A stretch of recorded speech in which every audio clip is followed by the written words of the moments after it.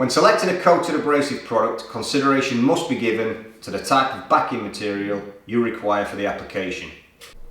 So if I wanted to choose a coated product from Klingspor, I have multiple options. So we're talking about the backing specifically, but what I've got here, I've got a paper-backed abrasive belt. This is to keep the cost down.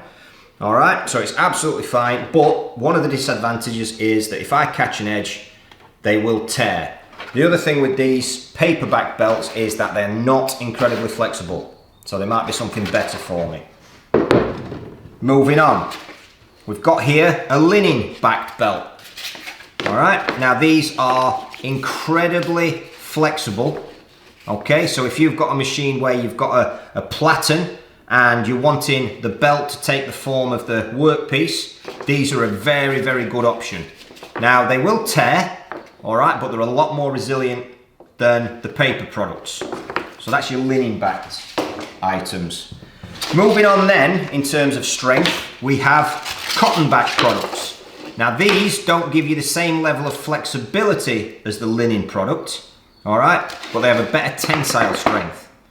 Now, like I said, not as much flexibility, more strength. So if you're increasing your grit size, so if you're getting coarser, these would be an option. Again, they will tear if they catch edges, but these are sort of the next stage up in terms of your strength of backing.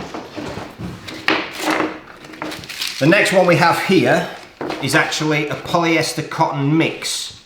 Now these are excellent in terms of their flexibility.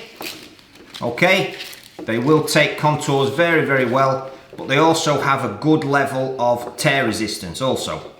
So very, very good belt for, again, for platen sanding where you have a shaped workpiece.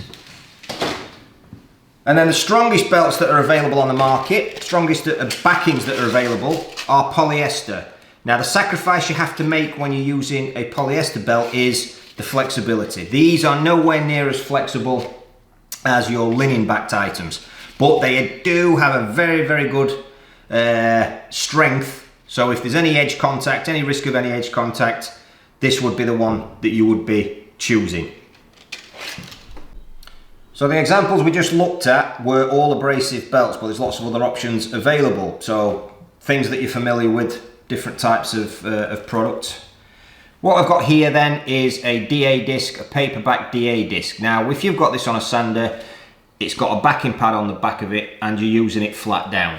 So paper is absolutely fine. But what happens with DA backing pads is that the more I impact that backing pad on a workpiece, it starts to deteriorate and wear out. Now, if I use a paper product on a worn out backing pad, they will still tear.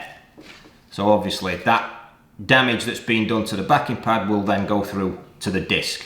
So for discs, you can also have film back products. They look exactly the same, they do very much the same thing, but these are better in terms of the stability. They will stay much flatter, so you're going to get a better finish overall, but they're more resilient as well. So in terms of the tear resistance on these, they will hold up better if the backing pad happens to be damaged. So different options there. Another product you're very, very familiar with, if I was to say wet and dry sheets, wet and dry paper, that's what I'm looking at here. So again, it's classified as paper, all right, but the paper has a high degree of latex in it. Now, if I was to roll this up and put it in my cup of water before I use it, all right, then the latex will give me the flexibility and it won't tear or rip in use. But as you know, most paper products will not be waterproof.